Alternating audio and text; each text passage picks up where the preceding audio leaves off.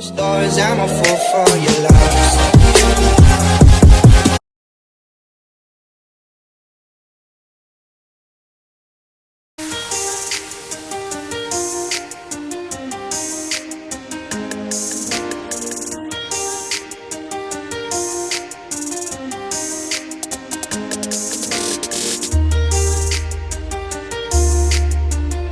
आप अगर आओ इधर बाबा बद्रीनाथ जी के दर्शन करने तो एक बार माणा गांव जरूर आना, क्योंकि यहाँ का इतिहास अगर आप जानोगे तो आपको बहुत मज़ा आएगा, बहुत अच्छा लगेगा। क्योंकि और महादेव के भक्त नहीं हो गण होते हैं सारे, और ये सारी बातें जो हुई हैं हमारी माँ सरस्वती के सामने हुई हैं। बिल्कुल, ये देखिए ये भी एक मैसेज दिलवाया उन्होंने, आपका मैसेज आप तक पहुँचा, आप मजे में रहे, आपका बहुत बहुत धन्यवाद। गणेश जी आए तो गणेश जी ने कहा कि अहम प्रीतोस्मी, मैं स्वीकार करता हूँ, परंतु एक शर्त पे। अभी बाबा जी के करके दर्शन, आगे चलते हैं कहाँ? माणा गांव। Yes, India's first village. पहले इसको बोलते थे इंडियाज लास्ट विलेज, अब इसका नाम चेंज कर दिया है, अब इसका नाम कर दिया है इंडियाज फर्स्ट विलेज। तो अभी चलते हैं वहां पर।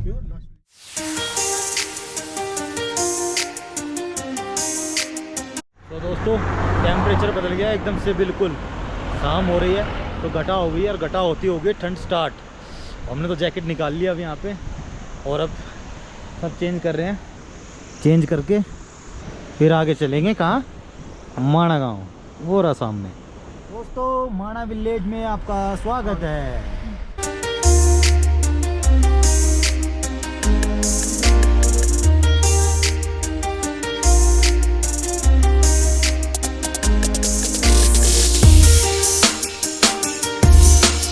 ये है माणा गांव की पार्किंग, और गाड़ी पार्क करते हैं, फिर घूमेंगे और आपको भी घुमाएंगे।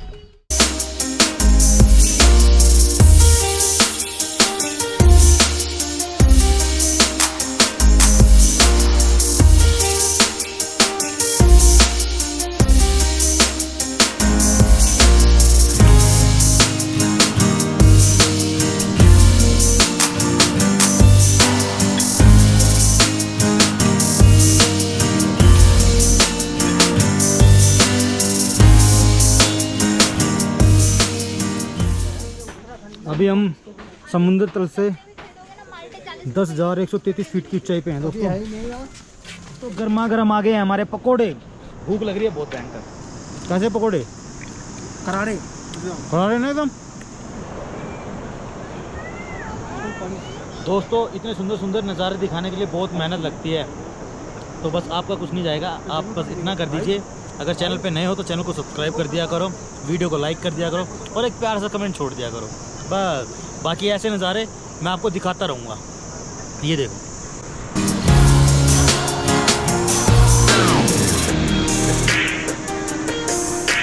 नहीं चाहता। तो दोस्तों भी चलते भीमपुल की तरफ। इधर बताया जाता है कि जब 5 पांडव स्वर्ग की तरफ प्रस्थान कर रहे थे तो इसी रास्ते से होते हुए वो गए थे। तो यहाँ पर हमारी सरस्वती नदी जो है वो बह रही थी, तो उन्होंने, भीम जी ने उनसे रास्ता मांगा कि माते हमें यहाँ से जाने का रास्ता दो उस पार। तो माता ने जब उनको रास्ता नहीं दिया, तब भीम जी ने वहाँ पे अपने भुजाओं के बल से एक पत्थर को उठाया और उनको वहाँ पे रख दिया, उस पत्थर को। उसी पत्थर को आज सब लोग भीमपुल के नाम से जानते हैं। आओ आपको वो भी दिखाता हूँ। तो दोस्तों आप सब भी करो माँ सरस्वती के दर्शन। ये देखिए,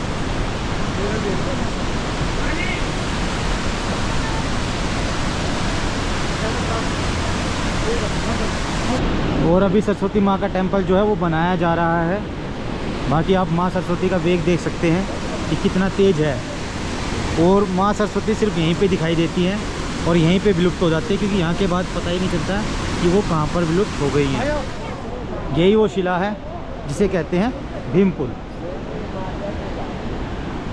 और ये बह रही है हमारी अलकनंदा रिवर और सरस्वती रिवर इसके जस्ट नीचे से, देखिए। और बहुत ही अद्भुत नज़ारा है इधर का, पहाड़ों का बहुत ही प्यारा नज़ारा है। बहुत ही शानदार है, बहुत ही प्यारा है। अब आपको दिखाऊंगा आगे स्वर्ग का द्वार, जहाँ से हमारे पांडव जी, पांचों पांडव जो यहाँ से स्वर्ग की ओर गए थे। तो दोस्तों अभी हम आ गए हैं स्वर्ग के द्वार पर, जहाँ से हमारे पांचों पांडव गए थे स्वर्ग की ओर। तो आओ मैं भी आपको लेके चलता हूँ, आ जाओ।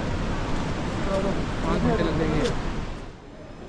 और दोस्तों इसी स्वर्ग के द्वार से होते हुए आप 5 किलोमीटर आगे जाएंगे तो आपको मिलेगा वसुधारा फॉल, जहाँ पे आप स्नान कर सकते हैं।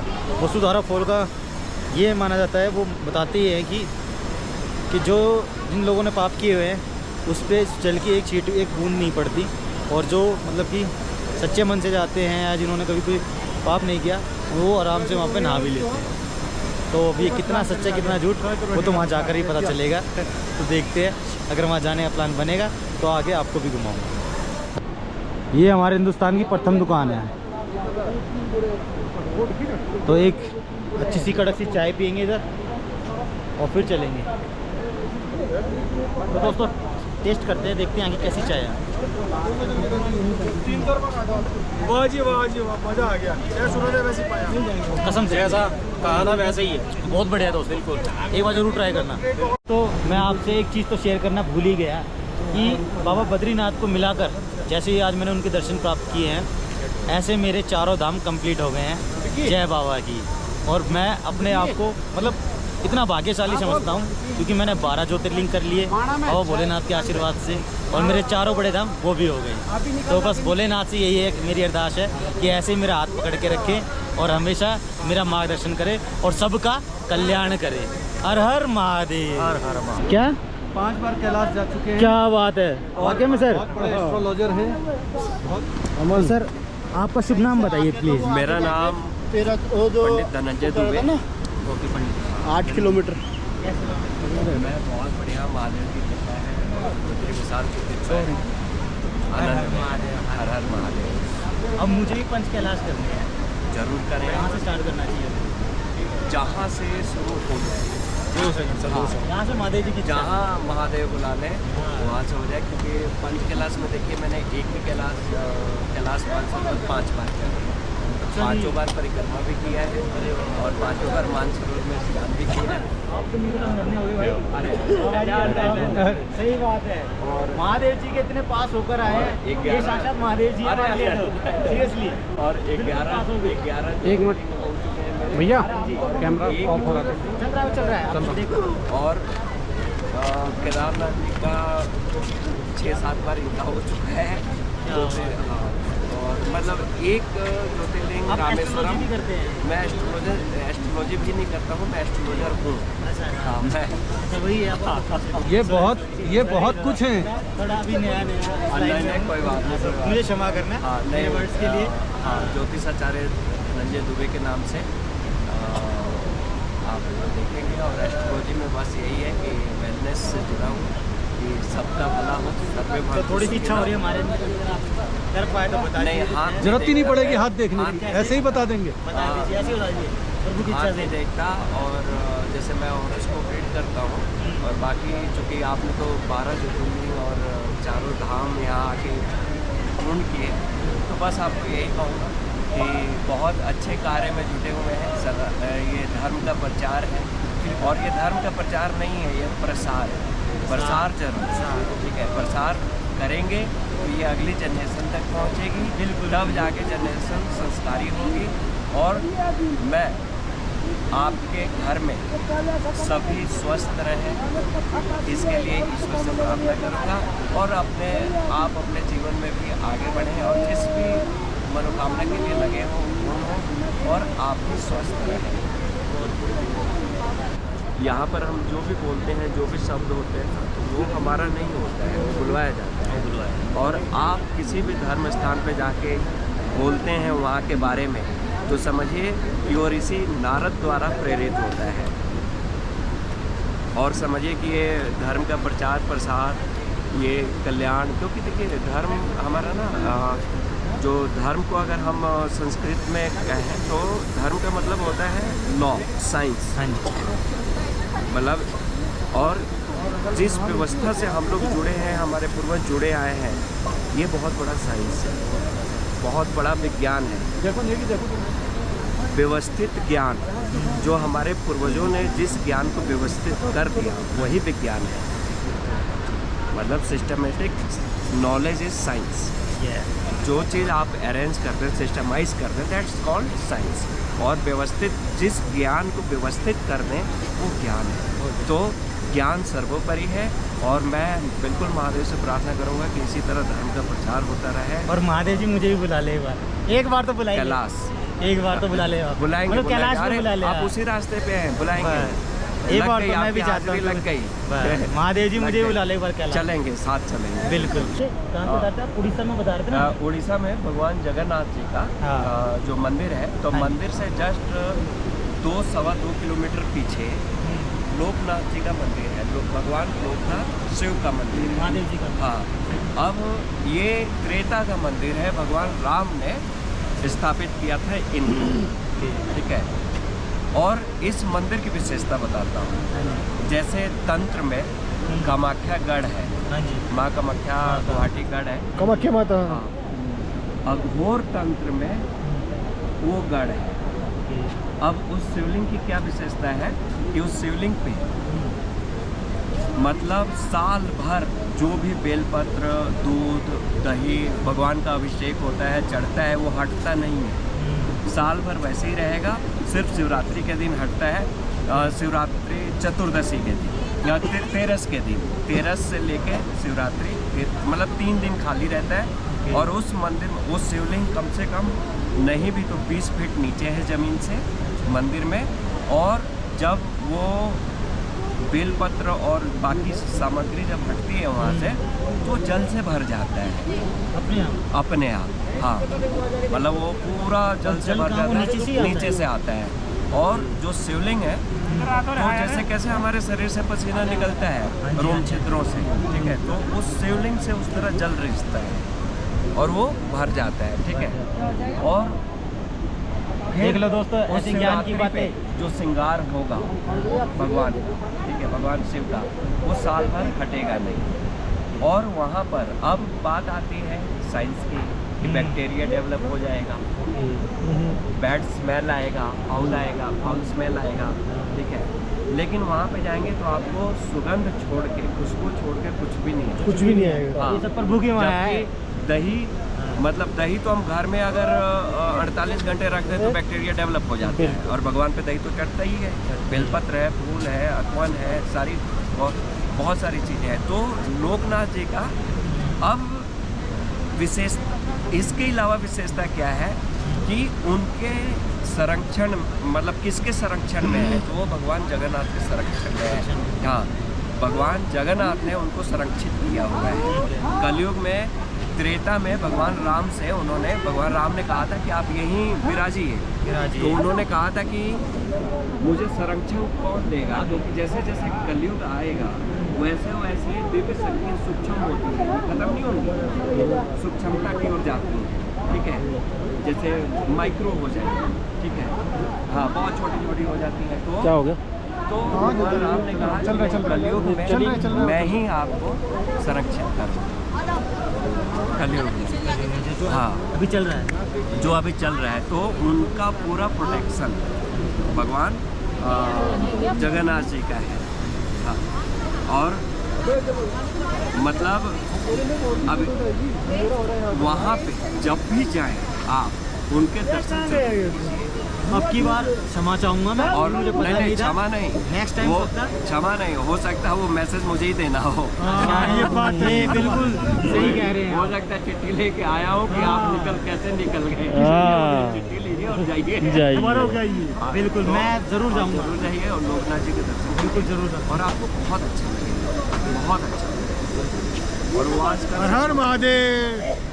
तो ये चीज़ है, ये एक बड़ी अच्छी इन्फॉर्मेशन है। और मुझे बड़ा अच्छा लगेगा कि आप हिंदुस्तान में जितने शिवालय हैं, शिवलिंग हैं, उनके वो क्यों है, वो आप लोगों के सामने ले आइए। और इसके लिए मैं महादेव से प्रार्थना करता हूँ और बाकी आपकी मनोकामना पूरी हो और कैलाश की यात्रा भी होगी आप जल्द से जल्द। हाँ, हर हर महादेव, हर हर महादेव, कण कण में महादेव, हर हर महादेव। एक चीज़ और बता दें कि हम लोग जो मिले हैं ना, तो आज ही मिलना था। बस हाँ, पहले के ही थे, लेकिन आज मिलना था, ये बात आपने सही बोली। भाई इसी पॉइंट पे मिलना था।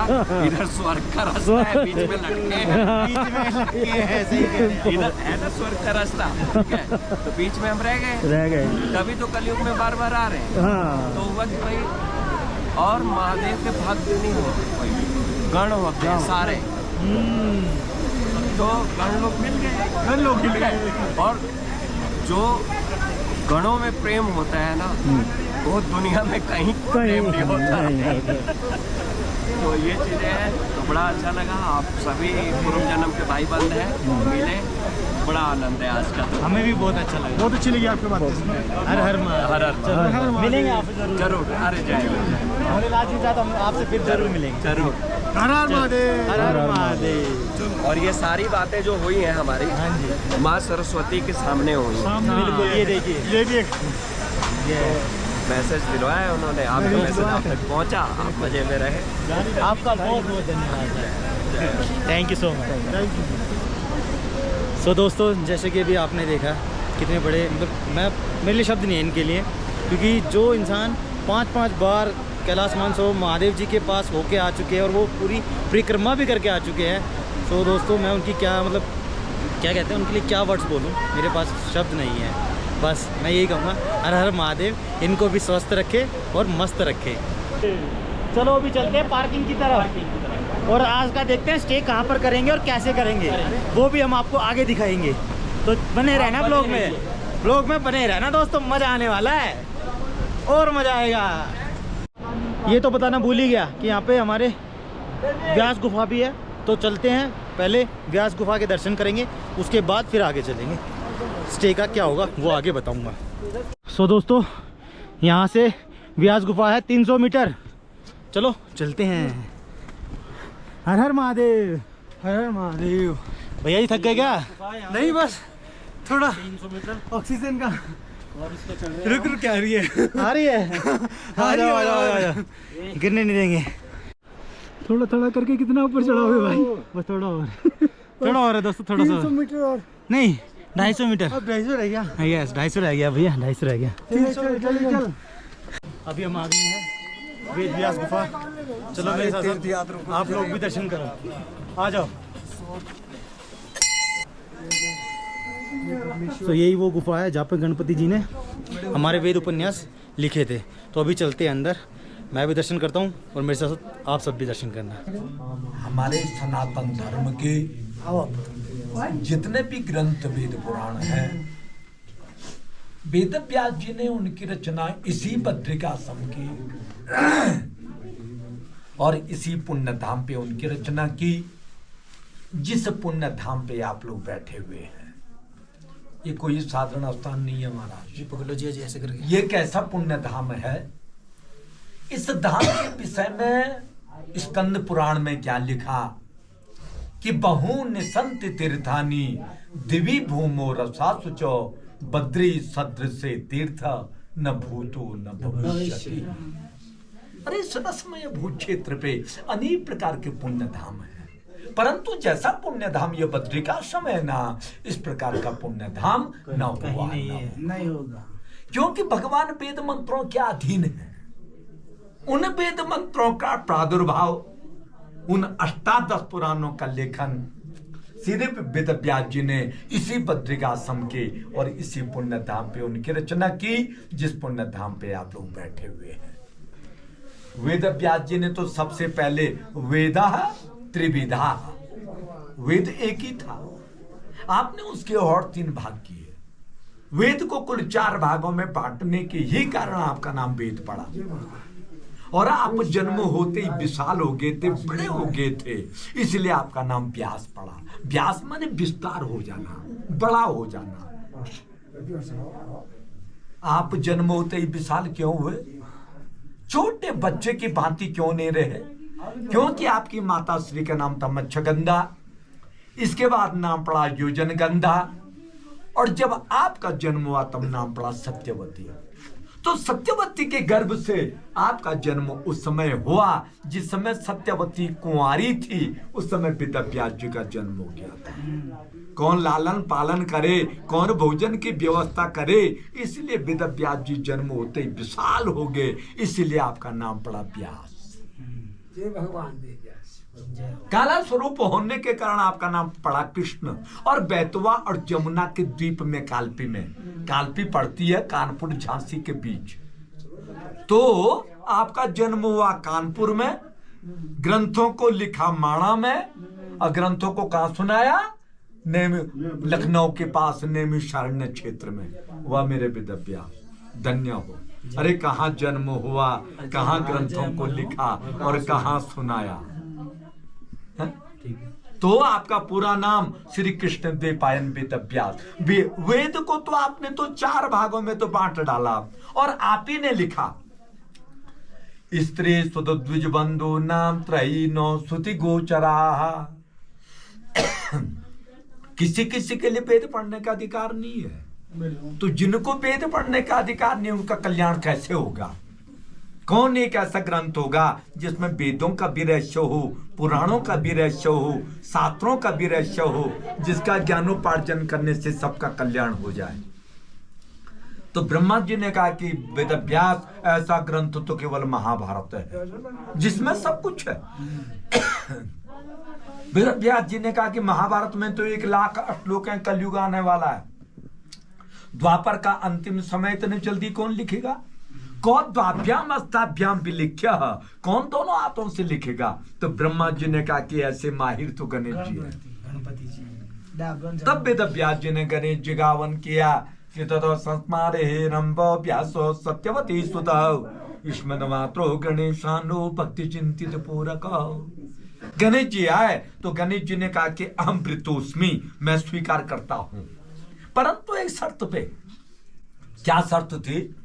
श्रुत्वैव तत्प्राह विघ्नेशो यदि मे लेखनी क्षणम लिखते नावतृष्टे तो तदा श्याम लेखको हम। कि लिखते वक्त मेरी लेखनी रुकनी नहीं चाहिए। वेदव्यास रुक गई तो आगे नहीं चलेगी, लिहाजा बोलना बंदी कर। तो वेदव्यास ने कहा कि मेरी भी शर्त रहेगी ना। वेदव्यास जी ने कहा कि मेरी भी शर्त रहेगी। यस्मिन् अश्लोके अहम वक्तव्यम ते अन्य व्याख्या इति विलिख्य।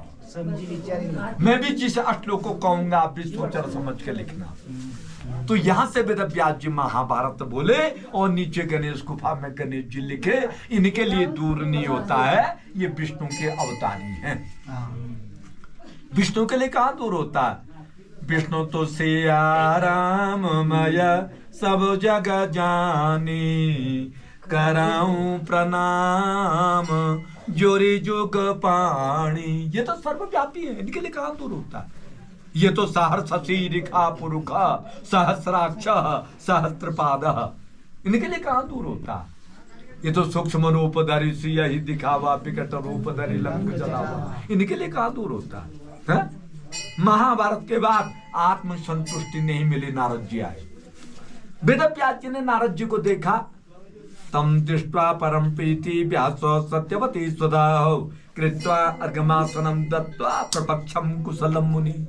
तम दृष्ट्वा वेदव्यास जी ने जब नारद जी को देखा, सबसे पहले आसन दिया, अर्घ से उनके पादों का प्रक्षालन किया, गंध अक्षत से उनके पंचोपचार पूजा की। प्रपक्षम कुशलम मुनि, अंत में उनकी कुशलता को पूछा। ये हमारा सनातन धर्म है, ये हमारा हिंदू धर्म संस्कार है। सज्जनों, कोई घर पे अतिथि आ जाए पहली ऐसी सेवा होती थी। वेदव्यास जी ने कहा कि नारद, मैंने तो सारे ग्रंथों का लेखन किया, तब भी यो चित्त जो शांत नहीं हो रहा है। नारद जी ने कहा आपने तो ब्रह्मसूत्र की रचना कर ली, आपने इतिहास पुराण की रचना कर ली, वेदों का विभाजन कर लिया, धर्म का निरूपण कर लिया, पर जब तक आपने पिबत भागवतं रसमालयं मोरे ओ रसिका भुवि बाबुका। जब तक आपने भक्तों को भागवत रूपी रस का पान नहीं दिया वेदव्यास, जब तक आपने श्री कृष्ण के गुणानुवादों का वर्णन नहीं किया, जब तक आपने सदगति मुक्ति का मार्ग नहीं बताया वेदव्यास, तब तक आपका यह चित्त जो शांत नहीं होगा। तो अंत में वेद व्यास जी ने नन्नारायण भगवान को प्रणाम किया, माँ सरस्वती की वंदना की, और जिस धूलि के ऊपर आप लोग बैठे हुए हैं इसी माटी के ऊपर बैठ करके 18वां पुराण श्रीमद् भागवत महापुराण की रचना की। बोलो श्रीमद् भागवत महापुराण की जय। चलिए हरि हर हर महादेव। गणपति जी, हरि मेरे गणपति बाप्पा मोरया मोरया। तो दोस्तों, जैसे भी आपने पंडित जी के कितने सुंदर वचन सुने, मुझे तो बहुत अच्छा लगा। आई होप आप सबको भी बहुत ही अच्छा लगा होगा। जय श्री वेद व्यास जी, जय हो, जय हो हमारे गणपति जी, जय हो। कमेंट में एक प्यारा सा कमेंट जरूर छोड़ना, हर हर महादेव, हर हर महादेव, हर हर महादेव। दोस्तों, आप सबके लिए ही इतनी मेहनत करता हूँ ताकि आप लोगों को भी ज्ञान प्राप्त हो और ज्ञान आगे बढ़ता रहना चाहिए। सो दोस्तों, अगर अच्छा लगे, मेरे ब्लॉग अच्छे लगते तो प्लीज़ सब्सक्राइब कर लो, चैनल को सब्सक्राइब कर लो और लाइक कर देना। जय बाबा की जय।